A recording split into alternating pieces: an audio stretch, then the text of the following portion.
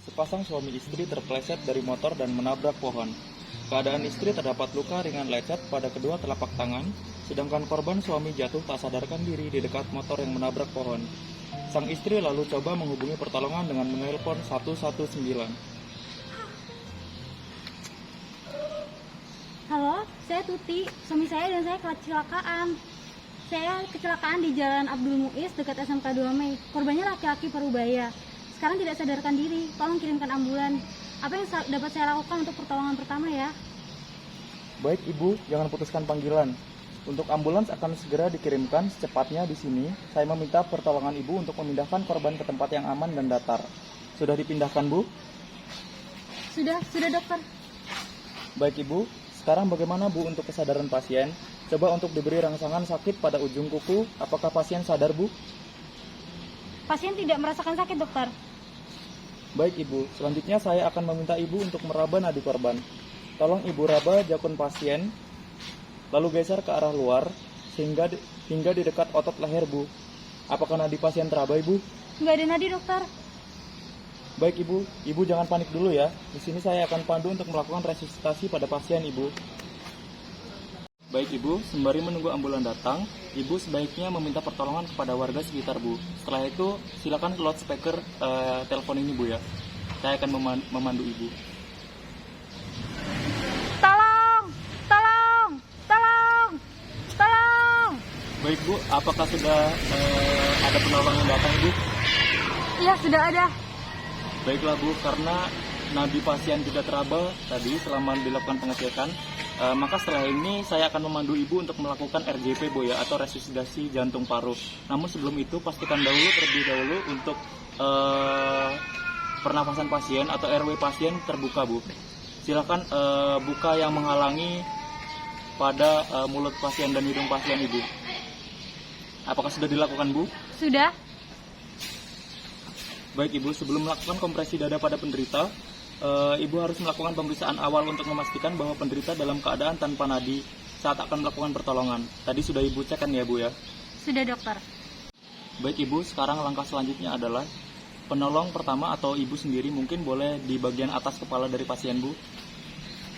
Setelah itu Ibu mencoba untuk memegang leher pasien dan memastikan agar tidak terjadi cedera lebih lanjut pada leher pasien Ibu. Kemudian untuk penolong yang satunya Ibu, sebelum melakukan kompresi dada, silakan mencari bagian dari tajuk pedang di bagian dada tengah dari pasien Ibu. Ya baik. Baik Ibu, untuk selanjutnya, untuk penolong yang satunya berada di sebelah kiri pasien Bu. Pastikan di samping bahu. Ya. Setelah itu cari tajuk pedangnya pasien di bagian tengah dadanya Bu ya. Nanti kita akan melakukan kompresi dada di daerah tersebut. Kemudian pastikan tangannya lurus Bu ya. Tangannya lurus, pasien berada di atas penderita persis Bu. Ya. Baik, kompresi dilakukan dengan pemberian tekanan secara kuat dan berirama pada setengah bawah sternum. Baik Ibu, kemudian dalam melakukan kompresi dada, frekuensi kompresi minimal 100 kali per menit, kemudian kedalaman minimal 5 cm Bu ya, dan berikan kesempatan untuk dada mengembang kembali secara sempurna setelah setiap kompresi. Baik, untuk dalam satu siklus kompresi, dia terdapat 30 kali penekanan, kemudian setelah itu dilakukan bantuan nafas, 2 kali bantuan nafas setelah 30 kali kompresi. Ibu coba Bu untuk membuka dari mulut pasien menggunakan pegang rahangnya, kemudian dorong, pastikan mulutnya terbuka, kemudian dilakukan bantuan nafas. Tiupkan selama 1 detik Bu, setiap 1 kali tarikan Bu ya. Sudah Bu, sudah 2 kali? Ya baik Bu, kemudian melakukan kompresi dada ini sebanyak 5 siklus Bu ya. Berarti setiap 30 kali kompresi, kemudian 2 kali bantuan nafas, Ibu lakukan selama 5 kali Bu. Sudah dilakukan Ibu? Sudah dokter. Baik Ibu, lalu evaluasi lagi denyut nadi arteri karotis yang tadi Bu ya, di bagian jakun, kemudian geser ke samping, ya. Sudah ada belum Bu? Sudah ada dokter. Baik, sudah ada Bu ya. Baik Bu, Ibu tunggu sebentar Bu ya. Setelah ini dia akan ambulans akan datang. Baik dokter. Kemudian jika denyut nadi arteri karotis teraba dan nafas spontan, baik langkah selanjutnya adalah membaringkan pasien dalam posisi mantap Bu ya. instruksikan pada penolong untuk tangan kirinya dinaikkan ke atas. Ya, baik untuk tangan kanannya dia diselempangin ke pipi. Ya, baik Bu. Setelah itu untuk tangan kaki kanannya dia ditekuk. Ya, ditekuk, boleh disilangkan juga. Kemudian setelah itu tarik pasien ke pemeriksa Bu ya, ke arah pemeriksa. Ya, baik Bu. Nah, kemudian setelah dalam posisi mantap, nanti Ibu silahkan cek dari nadi di tangannya setiap 2 menit Bu ya. Sembari menunggu saya datang Bu ya, menggunakan ambulans Bu. Ibu jangan panik Bu, jangan panik. Ya Bu ya, tetap tenang Bu. Setelah ambulans datang dan pasien telah distabilisasi, maka pasien akan dibawa ke IGD rumah sakit terdekat. Oke, baik. Selamat siang Ibu. Perkenalkan saya Dr. Komo, dokter yang menjaga di IGD ini pada siang hari ini. Saya boleh tahu saya berbicara dengan Ibu siapa?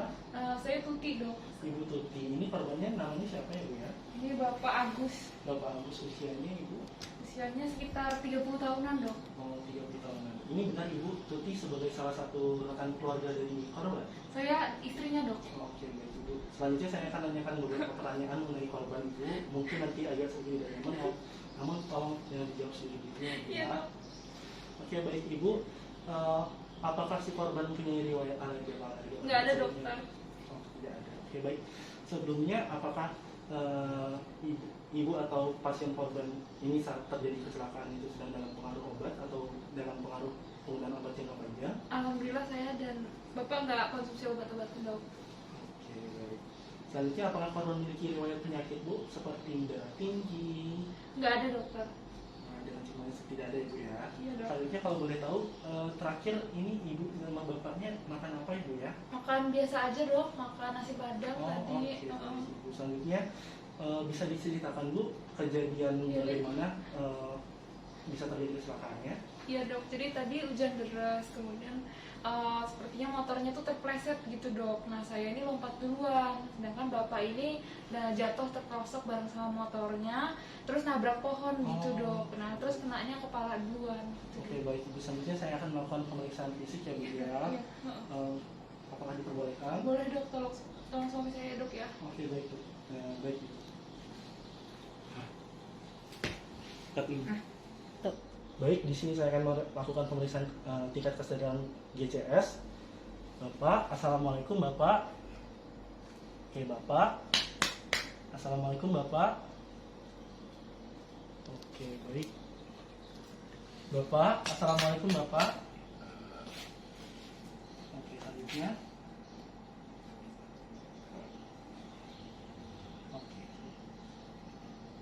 Oke, dari respon pemeriksaan tingkat kesadaran didapatkan pasien membuka matanya ketika diberikan rangsangan sakit, tidak merespon saat verbal. Lalu untuk respon motorik didapatkan pasien menghindari rangsangan sakit. Dengan tadi saya berikan penekanan di jari, pasien menarik jarinya, dan respon verbal pasien mengeluarkan suara merengah. Didapatkan skor 8/15 dengan nilai eye atau mata adalah 2, lalu motorik itu adalah 4, dan verbal itu 2. Pada pemeriksaan GCS didapatkan interpretasi sebagai berikut, yaitu 1. Cedera kepala ringan dengan kelompok resiko rendah. Didapatkan skor GCS 15 yang berarti sadar penuh, alternatif, dan orientatif. Tidak ada kehilangan kesadaran, misalnya konfusi, tidak ada intoksikasi alkohol atau obat terlarang. Kemudian pasien dapat mengeluh nyeri kepala dan pusing. Pasien dapat mengeluh abrasi, laserasi, atau hematoma kulit kepala. Tidak adanya kriteria cedera sedang berat. Kemudian yang kedua adalah cedera kepala sedang, masuk ke dalam kelompok resiko sedang, dengan skor GCS 9-14, didapatkan kontusi, letargi atau stupor. Kemudian adanya konfusi, didapatkan amnesia pasca trauma, dapat didapatkan muntah, tanda kemungkinan fraktur kranium. Yang pertama adalah battle sign, mata rabun, hemotimpanum, otore atau rinore cairan cerebrospinal, dan juga dapat didapatkan kejang. Yang ketiga adalah cedera kepala berat yang masuk ke dalam kelompok resiko berat. Yang didapatkan GCS skornya adalah 3-8. Didapatkan pasien koma, penurunan derajat kesadaran secara progresif, tanda neurologis vokal, cedera kepala penetrasi atau serba fraktur depresi kranium. Oke, baik. Pemeriksaan fisik yang pertama adalah pada kasus emergensi adalah CRBD, yaitu pertama C adalah sirkulasi, di mana saya akan memeriksakan sirkulasi atau nadi pasien. Diperiksakan nadi karatisnya, apakah telah atau tidak. Apabila stabil, dapat diperiksakan pemeriksaan nadi pada arteria aneurisma. Lalu dilihat airway-nya. Kita pastikan jalur nafas pasien terbuka dengan memberikan bantal 30 derajat dan atau membuka jalur nafas pasien, melihat bagaimana apakah jalur nafasnya terbuka atau tidak. Apabila terdapat pengumpulan cairan seperti darah atau saliva, dapat dilakukan suction dan lihat apakah diperlukan adanya intubasi pada pasien atau tidak. Selanjutnya, lihat breathing pasien. Dengarkan apakah ada bunyi stridor. Dengarkan apakah ada bunyi stridor, bunyi mengorok, bunyi gargo, atau ada penumpukan cairan atau tidak. Dan lihat bagaimana pasien pernapasannya, apakah terengap-engap atau tidak. Jika pasien terengap-engap, maka dapat dilakukan indikasi pemberian ventilasi tekanan positif atau ventilasi bantuan.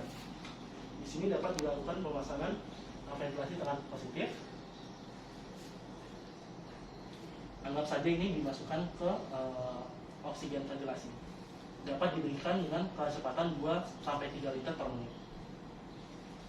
Oke, selanjutnya. Baik, selanjutnya saya akan melakukan pemeriksaan tanda-tanda vital. Di sini saya akan menjepitkan termometer kepada ketiak pasien dan menaruhkan tangan pasien ke belahan dada, lalu tunggu 1 menit untuk melihat temperatur dan juga respiration rate dari pasien. Setelahnya, saya akan memeriksa tekanan darah pasien.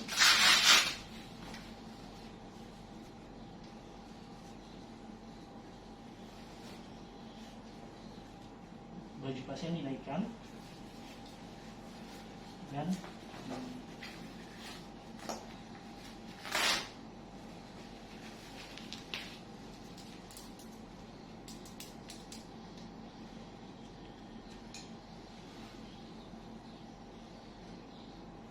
didengarkan tekanan darah pasien.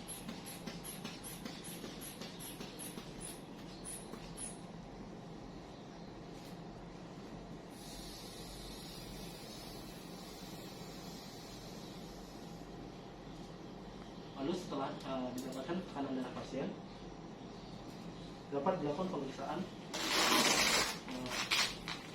heart rate pada pasien atau irama nadi. Dilakukan sama satu.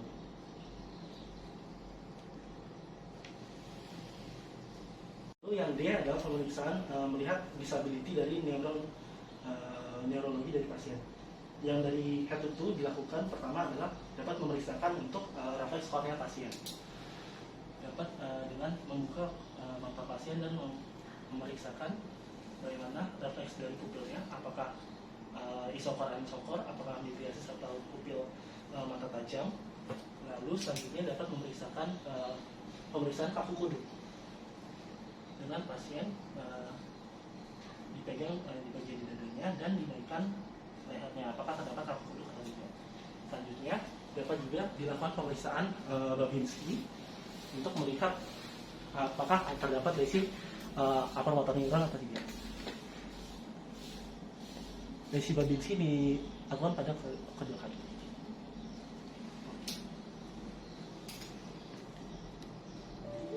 Lalu dilakukan pemeriksaan head to toe, dilihat apakah terdapat jejas atau tidak. Di sini pasien didapatkan dari pemeriksaan adanya tanda raccoon eye dan juga perdarahan pada kepala pasien dan juga adanya perdarahan dari lubang hidung pasien. Nah, perdarahan dari lubang hidung pasien ini dapat diperiksakan apakah perdarahan tersebut adalah epistaxis ataukah adanya rhinorrhea. Lalu dapat dilihat pada bagian lateral pasien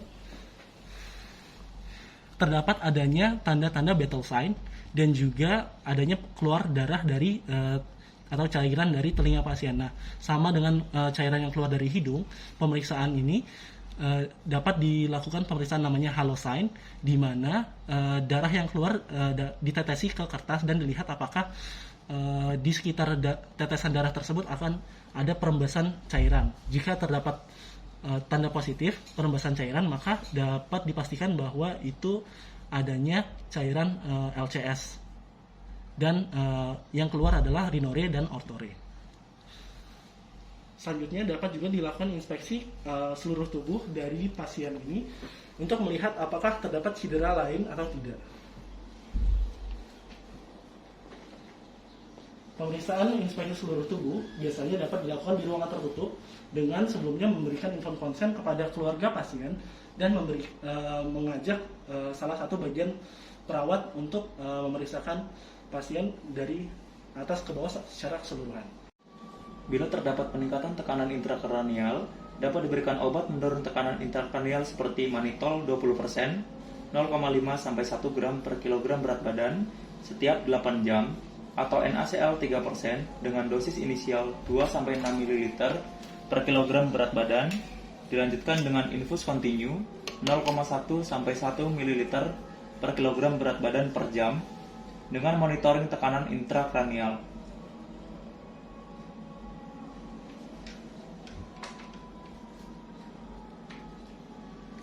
NaCl 3% dapat juga diberikan dengan dosis inisial 5 ml per kilogram berat badan, dilanjutkan dengan dosis 2 ml per kilogram berat badan tiap 6 jam. Pemantauan kadar elektrolit dan diuresis diperlukan jika pasien diberikan cairan hipertonis. Hindari atau seminimal mungkin tindakan invasif dan hal-hal yang dapat menyebabkan tekanan intrakranial. Lakukan pemantauan klinis yang ketat selama 12-48 jam. Bila ada demam, tata laksana demam. Kemudian pemeriksaan penunjang yang dapat dilakukan kepada pasien adalah yang pertama adalah CT scan. CT scan kepala adalah standar baku dalam penata laksanaan cedera kepala. Pemeriksaan CT scan kepala untuk memastikan adanya patah tulang, pendarahan, pembengkakan jaringan otak, dan kelainan lain di otak. Indikasi CT scan kepala adalah nyeri kepala menetap atau muntah-muntah yang tidak menghilang setelah pemberian obat-obatan analgesia atau anti muntah, adanya kejang-kejang. Jenis kejang vokal lebih bermakna terdapat pada lesi intrakranial dibandingkan dengan kejang general. Penurunan GCS lebih dari 1, di mana faktor-faktor ekstrakranial telah disingkirkan. Karena penurunan GCS dapat terjadi misalnya karena shock, febris, dan lain-lain. Adanya fraktur impresi dengan lateralisasi yang tidak sesuai, luka tembus akibat benda tajam dan peluru, perawatan selama 3 hari tidak ada perubahan yang membaik dari GCS. Yang kedua adalah pemeriksaan laboratorium, umumnya pemeriksaan darah lengkap, gula darah sewaktu, ureum kreatinin, analisis gas darah, dan elektrolit. Kemudian pemeriksaan EEG. Peran yang paling berguna EEG pada cedera kepala mungkin untuk membantu dalam diagnosis status epileptikus non-konvulsif. Dapat melihat perkembangan gelombang yang patologis. Kejang konvulsif dan non-konvulsif tetap terlihat dalam 22%. Kemudian kadar elektrolit untuk mengoreksi keseimbangan elektrolit sebagai akibat peningkatan tekanan intrakranial. Kemudian yang terakhir adalah analisis gas darah. Adalah suatu tes diagnostik untuk menentukan status respirasi. Status respirasi yang dapat digambarkan melalui peningkatan AGD ini adalah status oksigenasi dan status asam basa. Baik Ibu, dari pemeriksaan fisik yang sudah saya lakukan, saya dapat memperkirakan bahwa pasien korban ini mengalami cedera kepala. Namun untuk lebih lanjutnya saya membutuhkan beberapa pemeriksaan penunjang Ibu seperti CT scan, EEG, dan juga pemeriksaan darah lengkap Ibu. Nah nanti di sini saya sudah melakukan penatalaksanaan awal dikarenakan tadi adanya tanda-tanda peningkatan tekanan pada kepala pasien, saya memberikan manitol dan juga di sini saya memberikan ventilasi tekanan positif kepada pasien.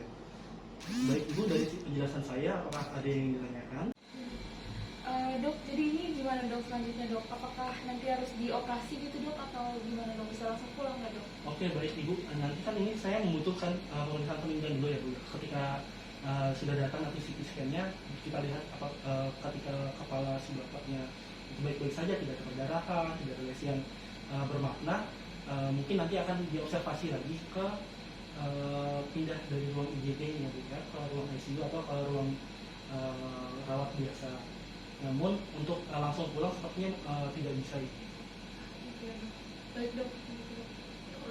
Tolong selamatkan suami saya dok ya. Baik Ibu, tenang saja, kami di sini akan melakukan yang terbaik sebisa. Terima kasih dok.